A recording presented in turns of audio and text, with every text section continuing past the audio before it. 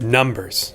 Numbers are the solution to all of your problems. Okay, first things first, let's get a couple things out of the way, because I know that there's going to be comments that after I explain this, somebody's gonna be like, you can't just do that because you gotta know how to do all this other stuff first. Like, yeah, you gotta, this isn't gonna be an overnight fix. This is how to think about the concept in order to make it easier on yourself. But there's other things that you gotta have in place first. I mean, let's start with the basics, like play your scales, learn your scale. Why do we play scales? Well, because if you want to be able to play in any key, your hands have to be familiar with the shape of each of those keys. You know, whether you're playing just in C or E, each of those keys has a shape that your hands need to be, you know, familiar with before you can easily navigate the different keys. So I guess if we were to stop at just being able to play in the key,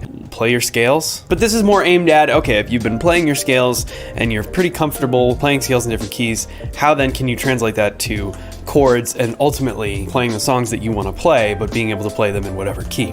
That's what this video is about. Also, I want to point out before I start that this is in no way like the definitive, here's how you do it. This is the generally accepted way in music theory class that they're going to teach you. Like, I don't really know. I just know that this is how I've always thought about it. So this is what works for me. So my apologies if there's some other thing that you can do or should do that's, I don't know, more along the lines of like a music theory curriculum. So we think of numbers a lot in music. Obviously, when we're talking about like basic triads, we know that they're built with 1, 3, and 5. And then logically, if you think about it long enough, you might figure out that that's because we're talking about scale degrees. 1, 2, 3, 4, 5, and then you can continue 6, 7, and that'll bring you back to 1. An important distinction here is that what I'm gonna show you, we can pretty much talk about between 1 and 7, because after that we're talking about repeated notes. Now, that's different from chords, because with chords, if you want to add color tones beyond the octave, we call that upper extensions. And that's when you start talking about your 9ths, your 11ths, your 13ths, your sharp 15ths. But for our purposes, we're going to consider that chord spelling to be a different sort of approach than what we're talking about, which is just scale degrees. And once we get to 7, we're repeating again. So we'll keep it relegated to like 1 octave, just for simplicity's sake. So if we take a look at that scale and we have 1 through 7, that's going to correspond to chords too, right? Because we have, if we start each chord, we're going to call this the 1 chord. We're going to call this the 2 chord, 3, 4, 5, 6, 7, and that brings us back to 1. So the first thing you'll notice is that those chords, when we just use the naturally occurring scale tones, some of those chords are major, some are minor, right? We have major, minor, minor, major, major, minor, and this one is the only outlier. It's like diminished kind of. So if we're in the key of C and I say, well, play a 1 chord to a 4 chord to a 3 chord, the default is going to be 1, which will be major, 4, which will be major, and then 3, which will be minor. Now that can always change if it's specifically indicated that it's different, but in general, the naturally occurring state of those chords is pretty much going to be that. You can already kind of see what's going on here. The key here is that I don't want to think C major, F major, E minor, A minor, G major. I don't want to think about that. That's too specific. I want to think 1, 4, 3, 6, 5, whatever, right? Why do I want to think 1, 4, 3, 6, 5? Because say I all of a sudden want to play an E flat. Well, 1, 4, 3, 6, 5. It's gonna be the exact same thing. The key with numbers, the reason why we want to think in numbers is because numbers are universal. Because no matter what key you're in, it's still 1, 2, 3, 4, 5. 1, 2, 3, 4, 5. 1, 2, 3, 4, 5.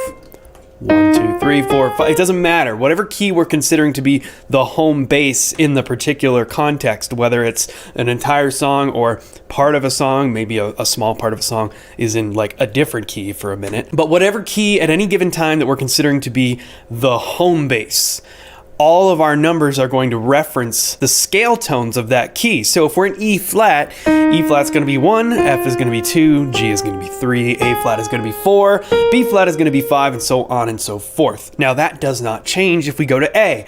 A is 1, B is 2, C sharp is 3, D is 4, E is 5, and so on and so forth. So this idea of using numbers makes it so that every key all of a sudden becomes identical in every way other than the actual physical shape of it. And again, that's where scales come in. You gotta play your scales. There's no way around it. It sucks. Nobody wants to do it, but we have to do it. But the idea is that thinking in numbers makes every single key identical in every way other than physical shape. From there, everything that we make alteration-wise is the same as well. 1, 2, 3, sharp 4? Sure, why not? 5. 1, 2, 3, sharp 4? Yeah, you bet, 5. But the best part about it is that I don't have to think B flat, C, D, E flat, F. And then when I switch keys, now I have to think G, A, B, C, D. And then when I switch keys again, I have to think E flat, F, G, B flat, A flat, B flat. Everything's just 1, 2, 3, 4, 5. This makes life so much easier, because the only thing you need to know about any song you want to play is what is the form in numbers. Does it go 1, 4, 3, 6, 2, 5, 1? All right, well, let's do that then. In very basic chord structure, we'd have 1, 4, 3, 6, 2, 5, 1. Now, if I were to actually elaborate that and make the chords more colorful and more melodic, that right there could look like this. 1, 4, 3, 6, 2, 5, 1. So that's all in reference to the C major scale, because that chord sequence happened to be in C major. But if we change key, say now we have a 2, 5 leading to the 4. So let's start. All right, let's take that apart for a second. I just played 1, 4, 3, 6, 2, 5, 1. And now I want to play a 2, 5 to the 4. This sounds like a bunch of numbers, sounds like a bunch of gibberish, but check it out. 2, 5 to the 4, leading to the 4. What's the 4? Well, we have 1, 2, 3, 4. All right, so F. So I guess we're changing key, and we're gonna go to F. But we want to do a 2, 5 in front of F. So now we're thinking in a new key. Just for a minute, we're thinking in a new key. F, let's take F. 1, 2, okay, so there's 2, it's G. 3, 4, 5, so there's 5, it happens to be C. So for this brief moment, we're thinking in our brains, we're gonna switch keys, and we're gonna play a 2, 5 leading to the 4. So that's gonna sound like this. Pretty normal, familiar sound, but if we add it into the original thing that we played in C, we'll find that, hey, that sound is not, that's not unfamiliar, the whole thing strung together. Check this out.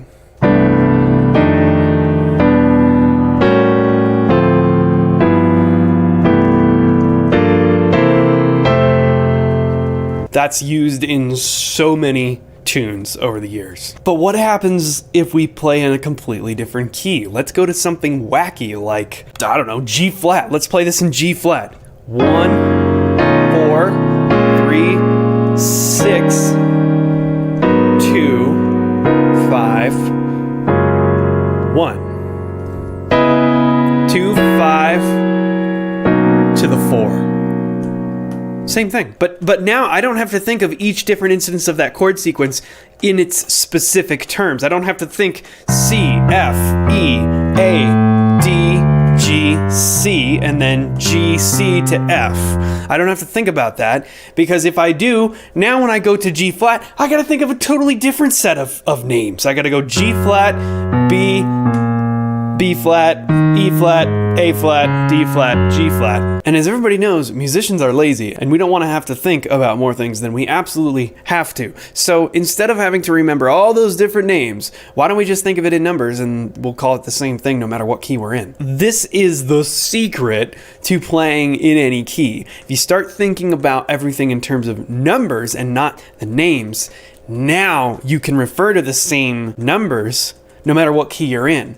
And by thinking about the numbers, it helps you to visualize the scale. So if I think, say I'm in A major and I want to say 1, 5, 7. Well, 1, 2, 3, 4, 5, 6, 7. And I can do the exact same thing in D flat. 1, 2, 3, 4, 5, 6, 7. So again, this is a concept that a lot of you are probably already familiar with. But if you're one of those people, here's something that you can try to really practice this. Take a tune that you know how to play or that you like to play and play it in all 12 keys. Might take you a while, it might be difficult at first, but the results are definitely worth it. And over time, you'll slowly but surely develop the ability to think about whatever it is that you want to play and be able to at least think through it, you know, in every different key.